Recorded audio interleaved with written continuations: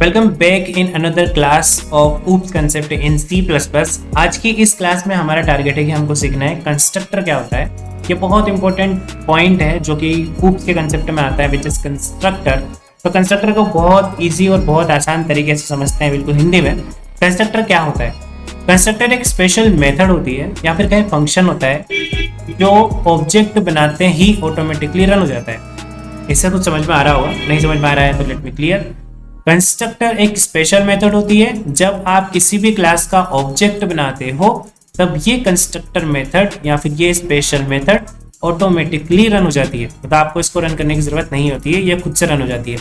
इसका मेन काम होता है इनिशियल वैल्यूज को सेट करना, या फिर हम कोई ऐसा काम चाहते हैं जो ऑब्जेक्ट बनते ही बिफोर कॉलिंग एनी फंक्शन वो काम रेडी रहे, तो हम कंस्ट्रक्टर को वो काम करने के लिए दे देते हैं। लाइक मैं जैसे ही ऑब्जेक्ट बनाऊं, तू तेरा काम करके स्टार्ट रहना। ये तू था इसलिए बोल रहा हूं मैं, क्योंकि हम कंस्ट्रक्टर को ये ऑर्डर करवा रहे हैं कि लाइक आप ये काम करके रखना, क्योंकि हम मेथड को कॉल कर सकते हैं और वो मेथड को वो वर्क रेडी चाहिएगा।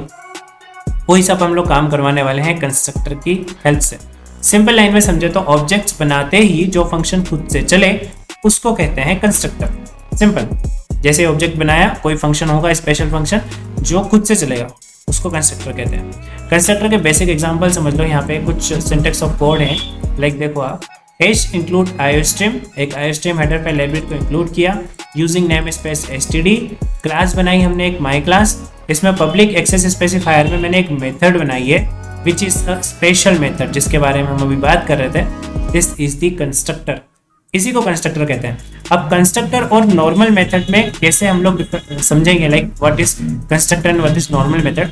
तो जो कंस्ट्रक्टर होता है वो आपकी क्लास के नेम का ही सेम होगा, मतलब आपकी क्लास का नेम और आपके कंस्ट्रक्टर का नेम सेम होगा एग्जैक्ट। बस यही होता है कंस्ट्रक्टर, सिंपल। अब देखो, माई क्लास मेरी क्लास का नेम है एंड सेम माई क्लास ही होगा आपके कंस्ट्रक्टर का नेम। कंस्ट्रक्टर जो होगा हमेशा पब्लिक ही रहना चाहिए।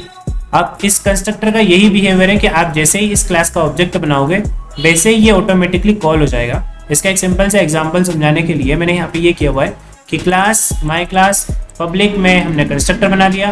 कंस्ट्रक्टर को एक काम दिया हमने कि तेरे को सी आउट करना है हेलो वर्ल्ड। सिंपल, मतलब जब मैं इस क्लास का ऑब्जेक्ट बनाऊंगा then you C out the hello world. Simple easy. अब इंट मेन फंक्शन की तरफ चलते हैं और उस क्लास का ऑब्जेक्ट बनाते हैं। जैसे ही हम लोग इस क्लास का ऑब्जेक्ट बनाएंगे, माई क्लास का जैसे ही मैं ऑब्जेक्ट बना रहा हूँ और ओबीजे को मैंने कॉल किया, then the constructor will automatically work and C out the hello world. Simple. आप जैसे ही माई क्लास का एक ऑब्जेक्ट बना रहे हो, इस माई क्लास का एक ऑब्जेक्ट बनाया आपने, जो भी ओबीजे बनाया, वैसे ही ये वाली जो स्पेशल मेथड थी कंस्ट्रक्टर था, ये ऑटोमेटिकली कॉल होगा और आपको आउटपुट में दिखने वाला है हेलो वर्ल्ड। सिंपल। इसका प्रैक्टिकल मैं आपको करके दिखाना चाह रहा हूँ। लाइक यहाँ पर मैंने एक सिंपल सी learn.cpp फाइल बनाई है जिसमें मैंने hash include iostream header file library को इंक्लूड किया है, हेडर फाइल लाइब्रेरी को, and then using namespace STD. अब मैं यहाँ पर एक क्लास बनाता हूँ, then class my class and then done. अब मैं इसमें कंस्ट्रक्टर बनाना चाहता हूँ तो मुझे इसको पब्लिक एक्सेस स्पेसिफायर देना पड़ेगा, and then public access specifier में मैं कंस्ट्रक्टर बनाना चाहता हूँ जो कि स्पेशल क्लास है जिसके बारे में हम लोग पढ़ ही रहे हैं। तो मुझे लिखना पड़ेगा my class and then round brackets curly brackets open close and that's it. अब इसमें हम लोग एक फंक्शन एक वर्क देते हैं इसको, लाइक आपको सी आउट करना है insertion hello I am constructor. Simple. इसको हमने आउटपुट करने का बोला। अब हम मेन फंक्शन के अंदर चलते हैं। इंट मेन फंक्शन एंड इस क्लास का ऑब्जेक्ट बनाते हैं, इस क्लास का ऑब्जेक्ट बनाते हैं, क्योंकि हम डेफिनेशन में अभी तक यही पढ़ रहे हैं कि हम जब किसी क्लास का ऑब्जेक्ट बनाते हैं तब ये कंस्ट्रक्टर मेथड ऑटोमेटिकली कॉल हो जाती है। तो ये करके देख रहे हैं। तो इस क्लास का ऑब्जेक्ट बनाने के लिए इस क्लास का सेम नेम लिखना पड़ेगा, my class and my OBJ, कुछ भी नाम लग सकते हो आप ऑब्जेक्ट।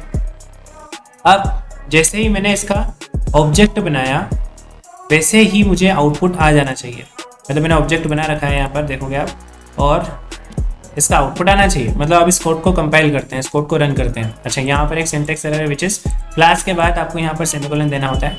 कंट्रोल एस करके इस फाइल को सेव कर देते हैं और यहाँ पर आने के बाद टर्मिनल, न्यू टर्मिनल, नया टर्मिनल ओपन करते हैं। आपको C++ रन करना नहीं आता है, देन आपको सबसे पहले C++ रन करना सीखना पड़ेगा। हम लोग डायरेक्ट ऊप्स के कंसेप्ट सीख रहे हैं, तो बेसिक्स, बहुत ज़्यादा बेसिक्स के बारे में तो बात नहीं करने वाले हैं, कैसे चलाया, क्या किया, क्या नहीं किया, इंट मेन फंक्शंस क्या होता है, ये सब वो सब जो भी है। क्लास बनाई, इस क्लास का ऑब्जेक्ट बनाया, ऑब्जेक्ट बनाते ही हमारा ये फंक्शन ऑटोमेटिकली कॉल होना चाहिए। हमने इस फंक्शन को या फिर ये जो कंस्ट्रक्टर है इसको कॉल नहीं किया है। अभी देखिए, मैंने टर्मिनल ओपन किया और ये मेरी लोकेशन है 1997S पे, तो मुझे चेंज करना पड़ेगा OneDrive/desktop/C start। ये यहाँ पे लोकेशन आती है ऊपर, सिंपल इंटर किया and then ls the file name first learn.cpp this file. अब cls कर लेते हैं और g++learn.cpp सिंपल एंड इंटर किया। अब आप देखेंगे हमको डायरेक्ट आउटपुट मिलने वाला है हेलो आई एम कंस्ट्रक्टर, ये वाला आउटपुट मिलेगा जब मैं इस फाइल को एग्जीक्यूट करूंगा ./a.exe and inter. The output इसका देखो, हेलो आई एम कंस्ट्रक्टर, ये वाला आउटपुट हमको ऑटोमेटिक आया, जबकि इवन हमने कोई मेथड को कॉल नहीं किया। अब जो रेगुलर मेथड्स होती है हमारी, उसके साथ एक बार काम करके देखते हैं। लाइक मैंने एक फंक्शन बनाया, प्रिंट हेलो, एक मेथड है मेरी जो कि माई क्लास के अंदर ही है, और इस मेथड का भी काम हमारा सेम सिंपल है। क्या है हमारी इस मेथड का काम? सी आउट ही करना है तेरे को भी, मतलब इस मेथड को भी सी आउट ही करना है, sorry. And hello I am function, I am normal function, simple, ये लिखा, कंट्रोल एस किया एंड ओके, इसमें void देना पड़ेगा क्योंकि नॉन रिटर्न टाइप फंक्शन है। Done, okay, void void save, control S किया। अब इसको रन करते हैं, फंक्शन प्रिंट हेलो वर्ल्ड, और एक बार सिंटेक्स चेक कर लेते हैं। ठीक है, सिंटेक्स मिस्टेक तो बहुत ज़्यादा हो रही है, सेव करते हैं आपका। ये void रिटर्न टाइप का एक हमारा void मतलब कुछ भी रिटर्न नहीं करने वाला है इस फंक्शन को, और प्रिंट हेलो वर्ल्ड करके हमारा एक फंक्शन है। अब कंट्रोल एस करके सेव करते हैं और इस फाइल को एग्जीक्यूट करते हैं। अब देखना, अब मैंने सिर्फ ऑब्जेक्ट क्रिएट किया है, ना कि इस किसी भी मेथड को कॉल किया है। अभी लास्ट केस में क्या हो रहा था, हम जब कंस्ट्रक्टर बना रहे थे, माई क्लास का कंस्ट्रक्टर था यहाँ पर एक, और उस टाइम पे जब हम ऑब्जेक्ट बना रहे थे ना, तब हमारा कंस्ट्रक्टर ऑटोमेटिकली कॉल होता था। लेकिन अभी क्या हो रहा है, हमने इस पर्टिकुलर क्लास का एक मेथड बनाया, एक क्लास के अंदर एक मेथड बनाई है प्रिंट हेलो करके, और मैं सेम ऑब्जेक्ट ही बना रहा हूँ सिर्फ, इवन मैं कॉल नहीं कर रहा हूँ किसी को भी। तो कंस्ट्रक्टर ऑटोमेटिकली कॉल हो रहा था और हमको आउटपुट शो हो रहा था हेलो आई एम कंस्ट्रक्टर। लेकिन जो मेथड है वो ऑटोमेटिकली कॉल नहीं हो रही है, वो हमारा वेट कर रही है कि आप ही कॉल करो। देखो मैंने यहाँ पर एग्जीक्यूट किया दोनों को, लेकिन मुझे आउटपुट में कुछ भी नहीं आया। अब मुझे आउटपुट चाहिए तो फिर मुझे कोड में माई ओबीजे की हेल्प से या माई ऑब्जेक्ट की हेल्प से, इस क्लास के ऑब्जेक्ट की हेल्प से प्रिंट हेलो वाली मेथड जो है, प्रिंट हेलो वाली जो मेथड है उसको कॉल करना पड़ेगा, लाइक दिस। कंट्रोल एस करेंगे एंड देन अगेन फाइल को एग्जीक्यूट करेंगे, कंपाइल करेंगे एंड एग्जीक्यूट करेंगे, सिंपल। ये देखो अब आया आउटपुट, मतलब कंपाइलर जो होता है ऑटोमेटिकली चल जाता है जब आप ऑब्जेक्ट बनाते हो। सिर्फ ऑब्जेक्ट क्रिएट करने के बाद ही इंस्टेंट आपका जो कंस्ट्रक्टर होता है वो कॉल होता है, और जो नॉर्मल मेथड होती है उसको आपको मैन्युअली कॉल करवाना पड़ता है। This is the difference between the regular function and constructor. Constructor के कुछ बेसिक से रूल्स होते हैं, जैसे मैंने बताया था आपको कि क्लास का नाम ही कंस्ट्रक्टर का नाम होना चाहिए, जो क्लास का नाम है सेम वही आपके कंस्ट्रक्टर का नाम होगा। कोई रिटर्न टाइप नहीं होता है कंस्ट्रक्टर में, मतलब उसका वॉइड भी नहीं होता है। अगर आप एक कंस्ट्रक्टर बना रहे हो तो आपको उसमें यहाँ पर, जैसे हमने अभी कंस्ट्रक्टर बनाया था, let me show you again, मैं कंट्रोल जेड करता हूँ सब कुछ। जब हमने कंस्ट्रक्टर बनाया था तो हमने उसमें वॉइड भी नहीं दिया था। यहाँ पर ये हमारा कंस्ट्रक्टर है, सेम क्लास नेम, और यहाँ पर वॉइड भी नहीं देना है, तो मतलब किसी भी कंस्ट्रक्टर का रिटर्न टाइप नहीं होगा। ये इसका रूल है। यूजुअली पब्लिक होता है, इसको पब्लिक देना है आपको। ऑब्जेक्ट बनाते ही ऑटोमेटिकली कॉल हो जाता है। ये बेसिक से कुछ रूल्स हैं जो कंस्ट्रक्टर के। कंस्ट्रक्टर पैरामीटर के साथ कैसे काम करेगा, अगर मुझे जैसे फंक्शंस में मैं रेगुलर पैरामीटर पास करता हूँ, वैसे ही कंस्ट्रक्टर के अंदर पैरामीटर्स में कैसे पास करूंगा उसके बारे में इस वीडियो में आप जो समझने वाले हैं। बेसिकली जब हम ऑब्जेक्ट बनाते हैं उस टाइम पर वैल्यू देनी है, तो उसको कैसे करेंगे। तो एक बेसिक सा कोड समझो आप, जिसमें कार क्लास है। कार क्लास के अंदर 3 वेरिएबल डिक्लेयर हो चुके हैं, या फिर बोल सकते हैं प्रॉपर्टीज है। इस कार क्लास की 3 प्रॉपर्टीज है, which is brand, model and year. और ये जो कार क्लास है इसी का सेम नेम का कंस्ट्रक्टर हमारे पास है, कार। और ये 3 पैरामीटर्स लेता है, string x, string Y and integer Z. String X को असाइन कर देता है ब्रांड के अंदर, स्ट्रिंग वाई के अंदर को असाइन करता है मॉडल के अंदर, एंड इंटीजर जेड को असाइन करता है ईयर के अंदर। सेम। अब इसको कॉल करने के टाइम पे जब हम कार क्लास का कोई ऑब्जेक्ट बनाते हैं लाइक C1, तो ऑब्जेक्ट क्रिएट करने के टाइम पर मुझे पैरामीटर्स देने पड़ेंगे। 3 पैरामीटर्स जो एक्सेप्ट करता है हमारा constructor, which is string x, string Y and integer z. इन तीनों को मुझे यहाँ पर पास करना पड़ेगा। इसका भी मैं आपको कोड एग्जीक्यूट करके दिखा देता हूँ, जिससे ये आपको और अच्छे से क्लियर हो जाएगा। लाइक मैं पैरामीटर के साथ कैसे काम करना चाह रहा हूँ। इस पूरे कोड को मैं हटा सकता हूँ एंड पहले कोड समझ लो आप। कंट्रोल-S से सेव करते हैं। और अच्छा, हैश इंक्लूड वगैरह हमने यहाँ पे नहीं लगाया है, तो वो लगा देते हैं पहले। हैश इंक्लूड वो भी हटा दिया ना हमने। हैश इंक्लूड stdio नहीं, io stream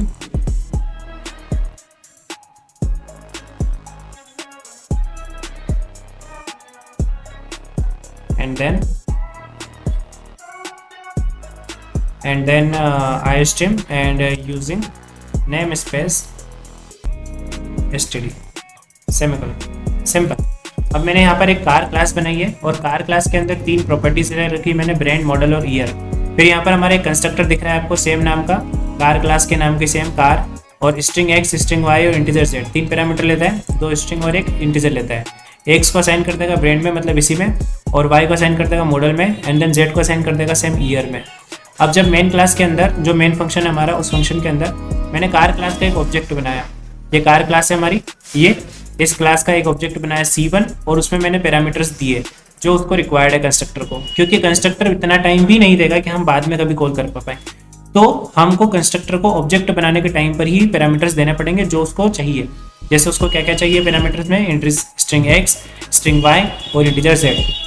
तो स्ट्रिंग BMW, स्ट्रिंग x5 और इंटीजर 1999 हमने दे दिया कार का C1 ऑब्जेक्ट के लिए। कार के C2 ऑब्जेक्ट के लिए भी हमने मल्टीपल पैरामीटर वैल्यूज यहाँ पर दे दी। अब जब C1 डॉट ब्रांड में प्रिंट करूँगा, मतलब इस ऑब्जेक्ट से ब्रांड को एक्सेस करना चाहता हूँ इसको, तो मुझे वैल्यू मिलती है BMW, क्योंकि x को हम असाइन कर रहे थे ब्रांड में। जो x है मतलब ये जो BMW हम यहाँ से दे रहे हैं वो जाएगा x पे, और x असाइन होगा ब्रांड में। सिंपल। जो x5 हम लोग दे रहे हैं वो जाएगा y में, और y असाइन हो रहा है मॉडल के अंदर। 1999 जाएगा z के पास, और z असाइन हो रहा है ईयर पे, तो ईयर। अब अगर मैं C1 डॉट ईयर एक्सेस करता हूँ तो मुझे आउटपुट में मिलने वाला है 1999। अगर मैं C2 डॉट ईयर करता हूँ तो 1969, C2 डॉट मॉडल करता हूँ तो मुझे मस्टैंग, C2 डॉट ब्रांड करता हूँ तो मुझे फोर्ड मिलेगा आउटपुट्स में। एक बार इसको एग्जीक्यूट करके आपको दिखा देता हूँ। सेम टर्मिनल, न्यू टर्मिनल, कुछ शॉर्टकट कीज भी होती है उसकी, ठीक है। सेम मुझे वापस से जाना पड़ेगा वन ड्राइव के अंदर, डेस्कटॉप के अंदर, C स्टार्ट के अंदर, इन इंटर। सिंपल। अब G++ and file name is learn.cpp inter. अभी आपका आउटपुट समझ में आएगा। लाइक वो मेरे से क्या, ये जो पैरामीटर्स हमने देते हैं इसके अकॉर्डिंग ये जो सी आउट होने वाला है अब आपको दिखेगा ./a.exe and inter. This is the output BMW X5। ये देखो इसकी वैल्यू BMW आई, इसकी वैल्यू X5 आई, इसकी वैल्यू 1999 देखा। अब यहाँ पर फोर्ड इसकी वैल्यू आई, मस्टैंग इसकी वैल्यू है, और 1969 इसकी वैल्यू है। इस टाइप से हम कंस्ट्रक्टर में पैरामीटर्स के साथ भी काम कर सकते हैं। नेक्स्ट इज, अब क्योंकि कंस्ट्रक्टर को हम लोग इसीलिए यूज़ कर रहे हैं कि कंस्ट्रक्टर पहले से ही कुछ वैल्यूज़ को सेट करके रखे, ताकि जब हम कुछ भी कॉल करेंगे तब वो वैल्यू सबको मिल जाए।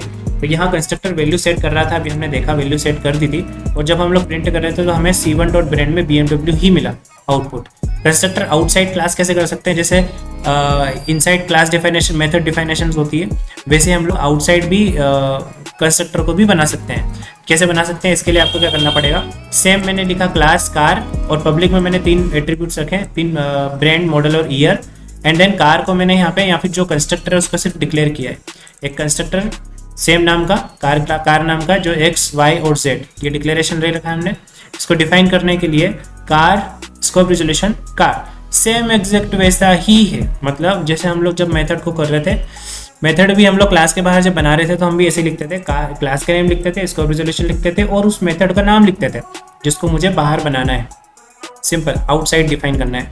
यहाँ पर भी सेम देखोगे आप, तो ये क्लास का नाम है, स्कोप रिजोल्यूशन है, और कंस्ट्रक्टर का नाम है जो कि हमारा कार ही रहने वाला है डेफिनेटली, क्योंकि जो क्लास का नाम है वो कंस्ट्रक्टर का नाम होता है। String x, string Y, integer Z, ये 3 पैरामीटर्स हम लोग देने वाले हैं, और यही हमने फंक्शनलिटी जो क्लास के अंदर बनाई थी, यहाँ पर जो हमने भी एग्जांपल में चला कर देखा, ये वाला पार्ट हमने क्लास के बाहर कर दिया। मतलब ये आप करना चाहते हो तो इसको देखो, यहाँ पर कोड में आपको दिखा देता हूँ फटाफट से। आपको लिखना पड़ेगा car scope resolution and car, क्योंकि कंस्ट्रक्टर ये round brackets open close and curly brackets open close, and यहाँ पर 3 पैरामीटर्स, जो पैरामीटर्स हम लोग ले रहे थे, ये 3 पैरामीटर्स लाइक ये है। और ये जो काम हम अंदर कर रहे थे, ये काम हम यहाँ से हटा लेंगे और ये क्लास के बाहर कर देंगे, सिंपल, दैट्स इट। और यहाँ पर क्लास सिर्फ डिक्लेयर होगी, तो इनको हटा कर यहाँ पर सेमीकोलन होगा, दैट्स इट। ये होता है क्लास आउटसाइड क्लास डिफाइनेशन जो कंस्ट्रक्टर के लिए है। आई होप कि आपको बहुत कुछ इसमें क्लियर हो चुका होगा related to the constructor, like constructor कैसे काम करता है, कैसे कंस्ट्रक्टर को क्लास के अंदर डिफाइन कर सकते हैं, कैसे कंस्ट्रक्टर को क्लास के बाहर डिफाइन किया जा सकता है, और कंस्ट्रक्टर एक्चुअल में काम कैसे करता है। रियल लाइफ एग्जाम्पल के हिसाब से समझो तो कंस्ट्रक्टर होता है घर का एक डिफ़ॉल्ट सेटअप, जैसे ही घर का मतलब फ़ोन का एक डिफ़ॉल्ट सेटअप होता है। जैसे ही नया फ़ोन खरीदते हैं हम लोग, उसमें लैंग्वेज, डेट, सेटिंग, ये सब ऑटोमेटिकली सेट होती है। आप जैसे ही हमने टाइम जोन सिलेक्ट किया, मोबाइल फ़ोन खरीदते हैं, मोबाइल फ़ोन ऑन किया, हमने टाइम जोन सिलेक्ट किया, वैसे ही ऑटोमेटिकली डेट सेट कर देता है वो, और कुछ चीज़ें आपको पहले से रेडी मिलती है इन शॉर्ट। तो वही सारे काम जो हैं वो कंस्ट्रक्टर से हम लोग करवाते हैं। ऑब्जेक्ट बनाते ही वैल्यू सेट हो जाती है। अब आपको एक छोटा सा प्रोजेक्ट, एक छोटा सा टास्क है जिससे आपकी पूरी प्रैक्टिस होगी। आपको एक क्लास बनानी है स्टूडेंट की, जिसमें आपको 2 एट्रीब्यूट्स रखने हैं, नेम और एज, और कंस्ट्रक्टर से वैल्यूज़ को सेट करवाना है। नेम और एज में कंस्ट्रक्टर से वैल्यू सेट होगी। जब आप ऑब्जेक्ट बनाओगे स्टूडेंट क्लास का, तब आपको उस ऑब्जेक्ट में ही 2 पैरामीटर्स देने रहेंगे, और उन पैरामीटर्स को सेट करोगे आप नेम और एज में। एंड देन आपको सी आउट करवाना है उस ऑब्जेक्ट से। जैसे कि स्टूडेंट का ऑब्जेक्ट बनाया आपने, स्टूडेंट ओबीजे डॉट नेम, तो आपका आउटपुट आना चाहिए जो भी आप नाम दोगे उसमें पैरामीटर में। स्टूडेंट ओबीजे डॉट एज दोगे तो आपका नेम आना, जो भी शो होना चाहिए आउटपुट, जो भी आपने एज दिया था लाइक 25, तो 25 शो होना चाहिए। इस टाइप से आपको कंस्ट्रक्टर की प्रॉपर प्रैक्टिस करना है। और कंस्ट्रक्टर ओवरलोडिंग के बारे में भी इसमें थोड़ा सा एक बार हाईलाइट कर लेते हैं, लाइक व्हाट इज़ ओवरलोडिंग। जब एक ही क्लास में मल्टीपल कंस्ट्रक्टर्स होते हैं, हाँ हो सकते हैं, एक ही क्लास में मल्टीपल कंस्ट्रक्टर्स हो सकते हैं, उसे कंस्ट्रक्टर ओवरलोडिंग कहते हैं। मतलब एक क्लास अलग अलग तरीके से ऑब्जेक्ट्स बना सकती है। मतलब क्यों यूज़ करते हैं इसका, ऑब्जेक्ट क्रिएट करते टाइम फ्लेक्सिबिलिटीज मिल जाती है, डिफ़ॉल्ट वैल्यूज़ या कस्टम वैल्यूज सेट कर सकते हैं, कोड रिपीट नहीं करने की ज़रूरत होती है। और सिंपल एग्जांपल समझ लो कि मैं क्या कहना चाह रहा हूँ, ये कि मल्टीपल ऑब्जेक्ट्स, मल्टीपल जो कंस्ट्रक्टर है वो कैसे काम करेंगे। तो सिंपल सा एग्जांपल है, ये कार क्लास है, इसके अंदर 2 प्रॉपर्टीज है, ब्रांड और मॉडल। इसमें डिफ़ॉल्ट कंस्ट्रक्टर हमारा ये कार वाला, जो कि कोई भी पैरामीटर नहीं लेता है, और इसके अंदर फंक्शनलिटी ये है कि ये ब्रांड और मॉडल में अननोन स्ट्रिंग स्टोर करेगा। अननोन ये स्ट्रिंग है, इसको स्टोर करने वाला है ब्रांड और मॉडल में। ये कौन है ब्रांड मॉडल, ये रहे इसकी प्रॉपर्टीज, सिंपल। और एक और कंस्ट्रक्टर है मेरे पास कार नाम का, जो 2 पैरामीटर लेगा, स्ट्रिंग बी, स्ट्रिंग एम, और बी को असाइन कर देगा ब्रांड में और एम को असाइन कर देगा मॉडल में, सिंपल।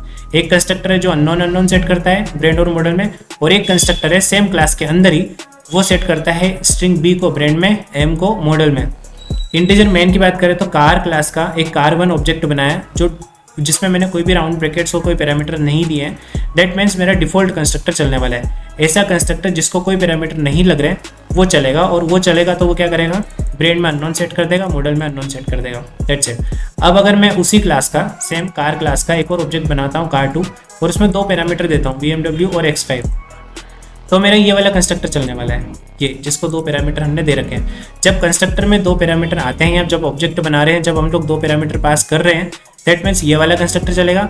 जब हम कोई पैरामीटर पास नहीं कर रहे हैं तो हमारा जो डिफॉल्ट कंस्ट्रक्टर है वो चलने वाला है। आई होप ये बहुत सिंपल सा लॉजिक है जो आपको समझ में आ गया होगा। थोड़ा सा शांति से, आराम से, कंफर्ट बैठ कर इसको देखना, बहुत ईजी पार्ट है जो समझ में आ गया होगा। नहीं आया देन यू कैन कमेंट और I will explain in separate video. और आउटपुट आपको कुछ इस टाइप से मिलने वाला है। car1 का ऑब्जेक्ट बनाओगे तो आपको अननोन आउटपुट आने वाला है। car2 का जब ऑब्जेक्ट बनाओगे तो आपको BMW X5 आउटपुट आने वाला है, दैट्स इट। car3 के लिए आपको फोर्ड और मस्टैंग आने वाला है, क्योंकि हमने car3 का ऑब्जेक्ट बनाया था जिसमें फोर्ड और मस्टैंग हमने पैरामीटर पास किया था। फोर्ड आया था यहाँ पर, मस्टैंग आया था यहाँ पर। फोर्ड असाइन हो गया ब्रांड में, मस्टैंग असाइन हो गया मॉडल में, सिंपल। जब हम इस क्लास के जैसे ऑब्जेक्ट बनाया था, मान लो car1, तो car1 डॉट ब्रांड करेंगे तो फोर्ड आएगा, car1 डॉट मॉडल करेंगे तो मस्टैंग आएगा, जो कि हम इस मेन फंक्शन में कर भी रहे हैं। ये देखो मैंने यहाँ पे किया car1 डॉट ब्रांड तो Ford, car1 dot model Mustang. car1 के लिए तो कुछ भी नहीं आने वाला है, अननोन आने वाला है बेसिकली। car2 वाले ऑब्जेक्ट के लिए आएगा, car2 डॉट ब्रांड करेंगे तो क्या आएगा, BMW, car2 डॉट मॉडल करेंगे तो X5, car3 डॉट ब्रांड करेंगे तो फोर्ड, और car3 डॉट मॉडल करेंगे तो मस्टैंग आने वाला है। इस पूरे कोड को आप बिल्कुल वीडियो पॉज करके पूरा टाइप करके एक बार चला कर देख सकते हो, और फिर से पूरी वीडियो देख सकते हो। बहुत इसी तरीके से सब कुछ समझाने की कोशिश की है। आई होप सब कुछ समझ में आ रहा होगा। Thank you for wait. आपको जो प्रैक्टिकल टास्क है वो देना मैं थोड़ा सा भूल जाऊँ। इसमें प्रैक्टिकल टास्क भी ऐड कर लेते हैं हम लोग। इसमें थोड़ा सा प्रैक्टिकल करके आप लोगों को देखना है, जिससे सब कुछ क्लियर हो जाएगा, लाइक कैसे कंस्ट्रक्टर काम करता है। आपको एक क्लास बनानी मोबाइल की, और उसमें कंस्ट्रक्टर 1 रहेगा आपका, जो कि ब्रांड में असाइन करेगा नो ब्रांड, और प्राइस आपकी रहेगी 0। और कंस्ट्रक्टर 2 आपको देना है, एक और कंस्ट्रक्टर रहेगा जिसमें ब्रांड और प्राइस पैरामीटर ले, ये 2 पैरामीटर्स लेने हैं। लेगा तो ही उसमें जो पैरामीटर आप डालोगे वो सेट करेगा कंस्ट्रक्टर 2, और जिसमें कोई पैरामीटर नहीं दोगे उसमें सेट करेगा ब्रांड में नो ब्रांड, और प्राइस में सेट करेगा आपका ये कंस्ट्रक्टर 0। और ये कंस्ट्रक्टर 2 वाले का काम रहेगा हमारा ब्रांड में ब्रांड सेट करना है, एंड जो भी ब्रांड हम लोग पैरामीटर में देने वाले हैं वो, और प्राइस में जो भी पैरामीटर देने वाले हैं वो। 2 ऑब्जेक्ट्स बनाकर, इन ऑब्जेक्ट्स के 2 ऑब्जेक्ट्स बनाकर ये जो कंस्ट्रक्टर ने सेट किया है ब्रांड में, लाइक अगर कोई पैरामीटर नहीं देते हैं कंस्ट्रक्टर ऑब्जेक्ट बनाने के टाइम पे, तो फिर ये आउटपुट लेना है आपको, और प्राइस के लिए ये लेना है। कंस्ट्रक्टर 2 का ऑब्जेक्ट सेकंड क्लास का ऑब्जेक्ट बनाओगे और उसमें कोई पैरामीटर दोगे उस ऑब्जेक्ट में, तो आपको ब्रांड की और प्राइस की वैल्यूज़ को प्रिंट करके देखना है। सिंपल सा टास्क है जो आप पढ़ के भी समझ सकते हो। अब रियल इन शॉर्ट ये समझो आप कि कंपाइलर का बहुत ईजी काम होता है। देखो कंपाइलर पैरामीटर्स देखकर डिसाइड करता है कि कौन सा कंस्ट्रक्टर चलाना है। यही हमने अभी तक देखा, जो मैंने आपको ये टास्क में दिया था, कि आपका जो कंपाइलर है वो पैरामीटर्स को देखकर डिसाइड करता है लाइक कौन सा जो कंस्ट्रक्टर है वो चलना चाहिए। अगर कोई पैरामीटर नहीं देते हो तो डिफ़ॉल्ट कंस्ट्रक्टर चलेगा, एंड अगर कोई पैरामीटर देते हो आप तो फिर पैरामीटराइज्ड कंस्ट्रक्टर को एग्जीक्यूट होना पड़ेगा। सिंपल। Thank you.